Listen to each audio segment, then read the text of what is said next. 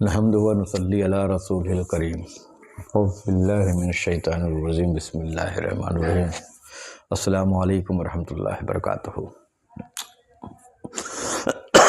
पिछली बार हमने बात की ला पर, क्या है क्या नहीं है, नफ़ी किस चीज़ की करनी है।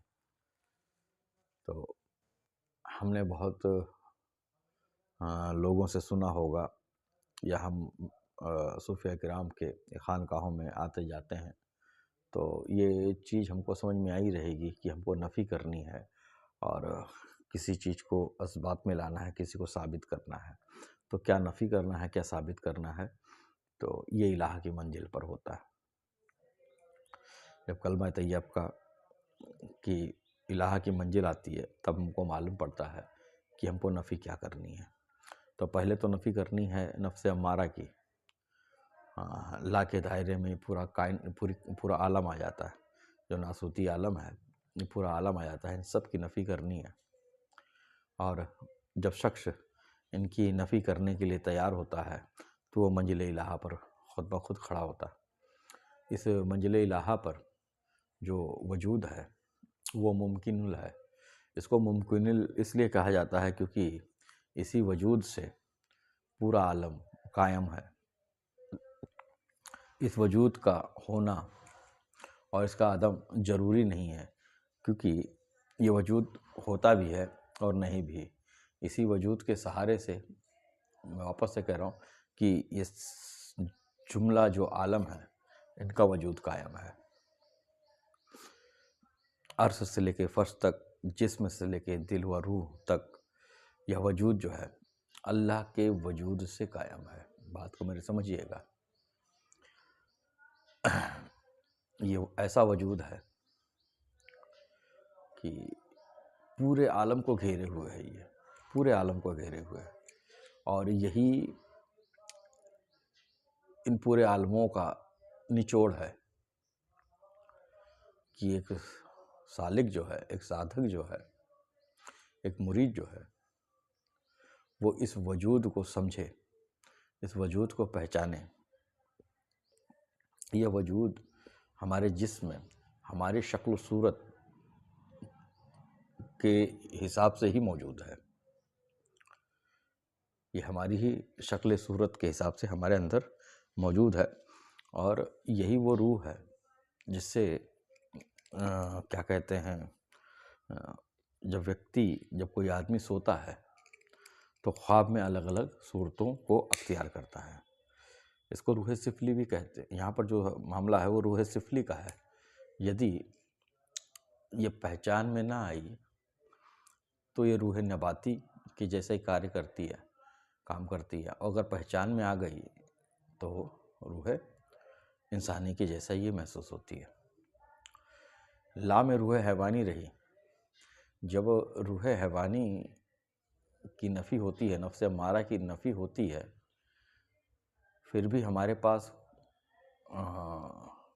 अच्छी ख्वाहिशात होती हैं ना, और वो फैलती हैं।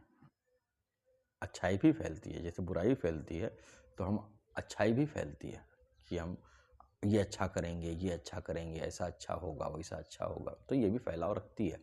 तो यहाँ पर जो मामला, ये रूह नबाती का असर है। फैलना जो है ये इरादा,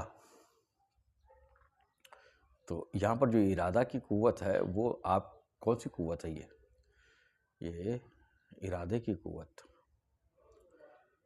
हाँ, या मुरीदो, मैंने पहले बताया था, ये इरादे की कुव्वत है।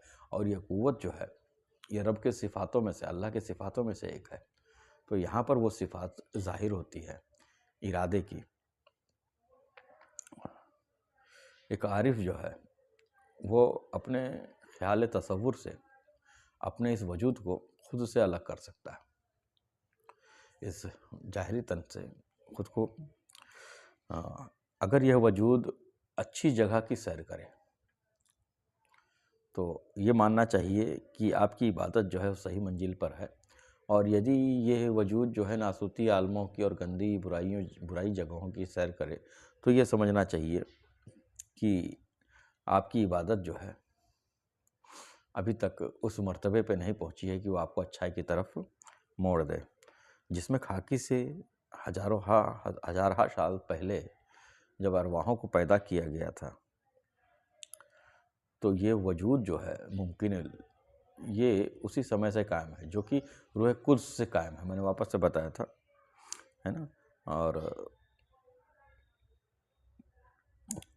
ये और रूह कुद्स जो है वो अल्लाह ताला के करम से कायम है। पूरे जसद की, इस खाकी तन की जो हरकत और बरकत है वो इसी रूह से है, रूह नबाती से।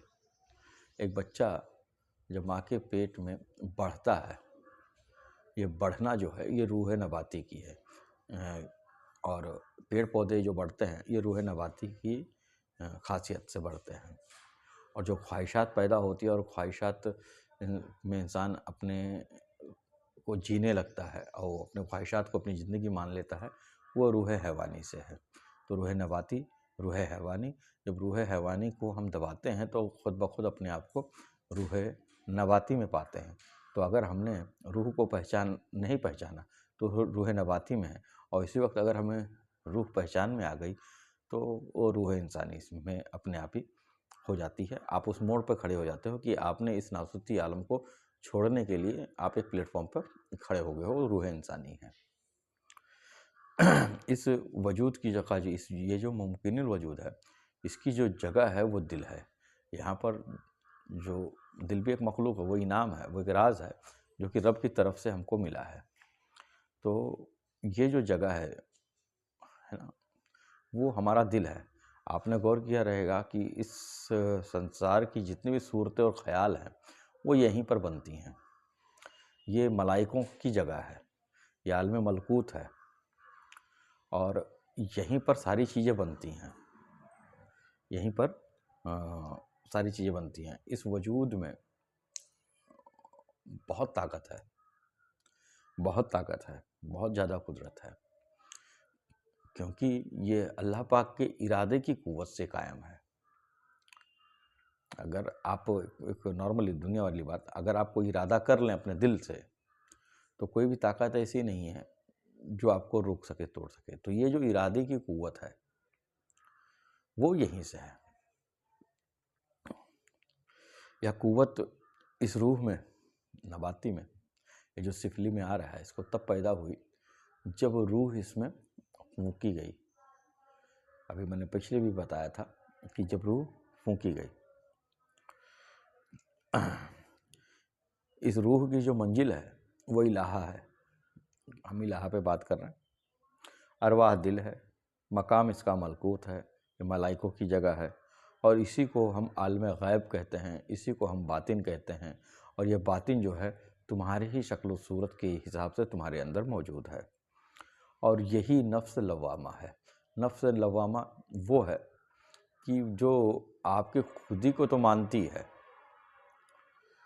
लेकिन वो आपके लिए काम करती है, वो आपके लिए काम करती है, और वो बांटती है दो चीज़ों को कि ये अच्छी चीज़ है और ये बुरी चीज़ है। ये समझ क्या एक मकाम है कि आपका दिल जानता है इस चीज़ को कि क्या अच्छा है, क्या बुरा है।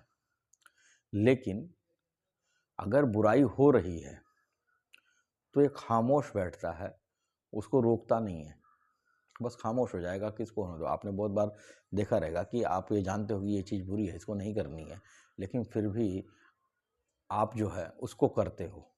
अब जब आप बुरा समझते हो, ये जो बुरा समझने वाली बात है कि आप किसी चीज़ को बुरा समझ रहे हो तो आप मंजिले इलाहा पर हो, और अब आपके पास में वो चीज़ मौजूद है कि आप जो है नफ्से अम्मारा की नफ़ी कर सकते हो। अब यहाँ पर अगर आपको नफ्से अम्मारा की नफ़ी करनी है तो जो क़ुव्वत काम आएगी वो क़ुव्वत है इरादे की क़ुव्वत। मैंने पहले ही बताया, यहाँ पर जो रूह काम कर रही है वो छिपी हुई है, नबाती है, और अब यहाँ पर जो रास्ता है वो शरीयत नहीं है, क्योंकि शरीयत को पे चलते चलते हमको ये शऊर हासिल हुआ कि क्या अच्छा है क्या बुरा है। हमारे नफ्स लव्वामा को कुदरत और कुव्वत हासिल हुई। यहाँ पर जो रास्ता है वो रास्ता तरीक़त का है। इसलिए ये बहुत ज़रूरी है, ये अशद ज़रूरी है कि हर एक शख्स का एक पीर हो, ताकि वो इस मर्तबे पर उलझे ना, इस मंजिल पर उलझे ना, और वो अपने रास्ते को आसान कर सके। जिस आदमी को का कोई गाइड नहीं है वो यहाँ पर आकर के उलझ जाएगा, और यहीं पर जो है वो नफ्से अम्मारा और नफ्से लवामा के बीच में खेलता कूदता रहेगा, हत्ता कि उसकी पूरी ज़िंदगी ये मौका उसके हाथ से निकल जाएगा। यहाँ पर जो जिक्र है वो जिक्र कल्बी है, और इस वजूद का जो जलवा है वो मुशाहिदा है कि किसी को देख करके किसी को देखना, कि आप चीज़ों को देख सको। यहाँ पर जो आपको रास्ता है वो रास्ता तरीक़त का है, जो कि पीर आपको देता है, वो समझ देता है। ये वजूद जो है ख्वाब व ख़याल में कई सूरतें बनाता है, ख्याल को पैदा करेगा। ये आपने गौर किया होगा कि ये ख्याल जो चीज़ है वो रुकती नहीं है, तो हकीकतन ख्याल का लगातार पैदा होना, उसका चलते रहना, वो इसी रूह नबाती की या मुमकिनुल वजूद का ही मामला है। और जो सवालात जो हदीस है, मौतो अनकल्बल मौतो, है ना, और ये जो दूसरी हदीस है मन अरफा नफ्स हो, वो यहीं से ही शुरू होता है, यहीं से ही इस नुक्ते को पकड़ा जाता है, इसी इलाह की मंजिल पर। जैसे कि इस वजूद का नाम मुमकिन है, तो इस कायनात का, इस आलम का सारा काम इसी से ही मुमकिन है। जो चीज़ बाहर है, जो चीज़ बाहर प्रेजेंट होती है, तो उसकी सूरत पहले इस मुमकिनुल वजूद में ही बनती है। पहले यहाँ पर बनेगी, फिर ये आलम मलकूत है, तो पहले ये चीज़ पहले यहाँ पर ख्याल की सूरत में बनेगी, नॉर्मली आप समझिएगा, और फिर बाद में वो ज़ाहिर होगी। अब चलो इसको हम दीनी मामले से थोड़ा सा हटा करके दुनियाई को समझते हैं। अगर इस दुनिया में कुछ भी चीज़ होना है, कुछ भी चीज़ आना है, तो पहले उसकी जो शक्ल सूरत बनेगी कि क्या होगा, कैसे होगा, वो पहले ख्याल में ही बनेगी। तो ये जो ख्याल है ये आलम मलकूत है, यही मुमकिनुल वजूद है, यही रूह नबाती है, और यही रूह है वो कि जिस पर आलम मिसाक के दिन सवाल और जवाब हुआ था।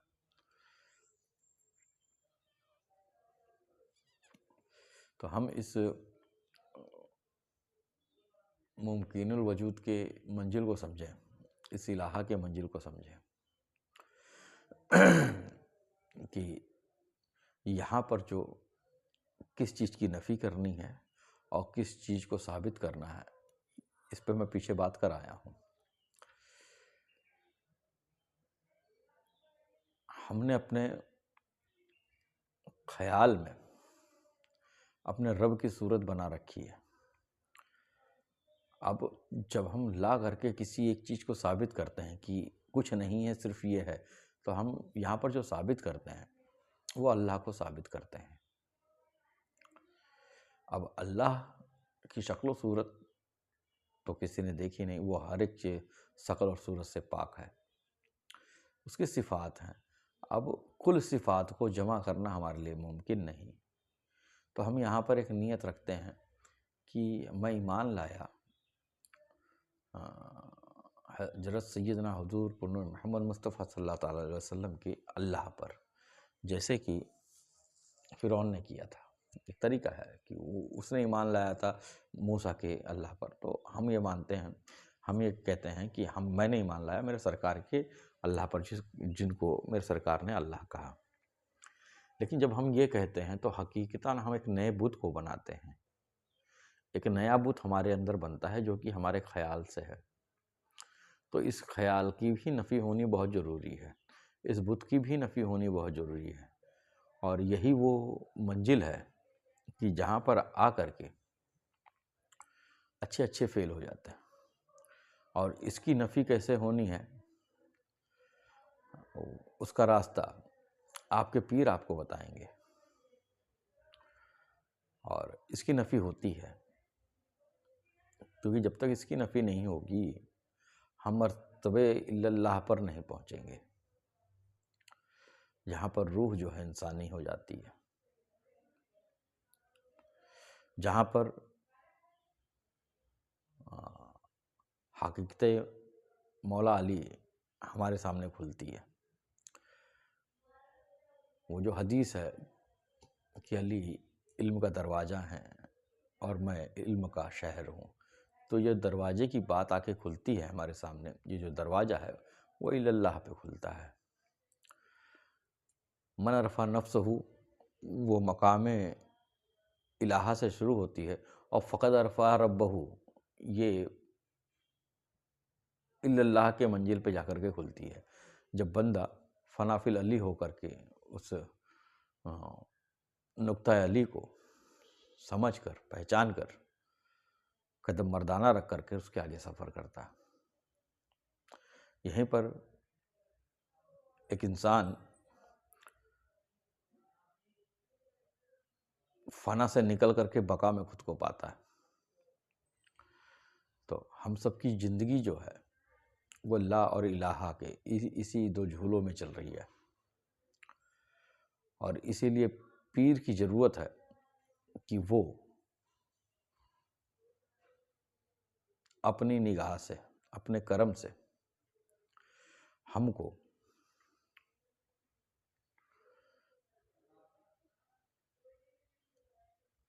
इस बात को की पहचान करा सके कि ये जो बड़ा बुत हमने अपने अंदर बना के रखा है, इसकी नफ़ी कैसे की जाए।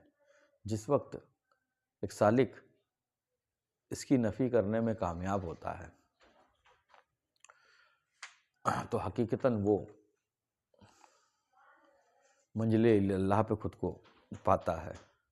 और उस वक्त वो पहचानता है कि मैंने देखा इस वजूद को जो कि पुराने से पुराना था। इसी वक्त उसको समझ में आता है कि सिवाय अल्लाह के और कोई शय मौजूद नहीं।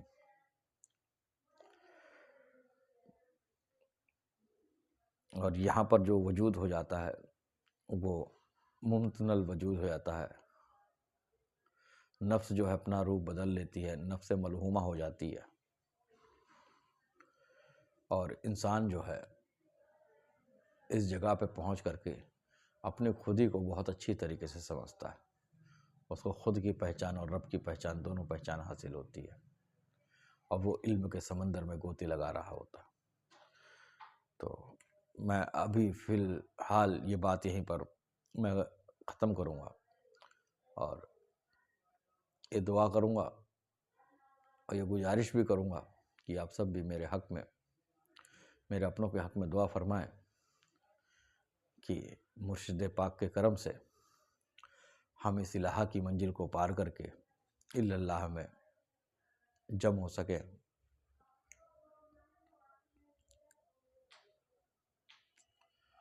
और ये बहुत ज़रूरी है। जो पूरा झगड़ा है, जो पूरा संघर्ष है, जिसको मेरे सरकार ने जिहाद अकबर कहा, ये वो इस्लाह और इलाहा के दरमियान ही है। ये पूरा इस्लाह और इलाहा के दरमियान है। आप लोग इस पर गौर फिक्र करें और दरियाफ्त करें कि इस इलाहा के मंजिल पर जिस बुत की नफ़ी करनी है उसकी नफ़ी कैसे की जाए कि हम खुद को इलाहा के मंजिल में पाएं। और इस बात को मेरे से आप सीधे सीधे भी दरियाफ्त कर सकते हैं। तो लेकिन कुछ रम्ज़ ऐसे होते हैं, कुछ बातें ऐसी होती हैं जिनको एकदम खुल करके मंजरे आम पर नहीं रखना चाहिए। तो उसके लिए आप मुझसे संपर्क कर सकते हैं। मैं आपको अपने पीर के हुजूरी में लेके जा सकता हूँ, जहाँ से आप इसका जवाब पाएंगे, इस रास्ते को पाएंगे। तो मैं आज की बात इतने पे ही ख़त्म करता हूँ, क्योंकि इसके बाद की जो मंजिलें हैं वो मंजिलें अपने आप में बुलंद हैं। हम इस नासूती आलम के पंजे से छूट सकते हैं, छूट चुके होंगे, और इसके बाद की जो ज़िंदगी है हकीकतन ये वही ज़िंदगी है जो कि हमारे लिए इनाम है। मौला हम सब पर अपनी निगाहें करम फरमाए।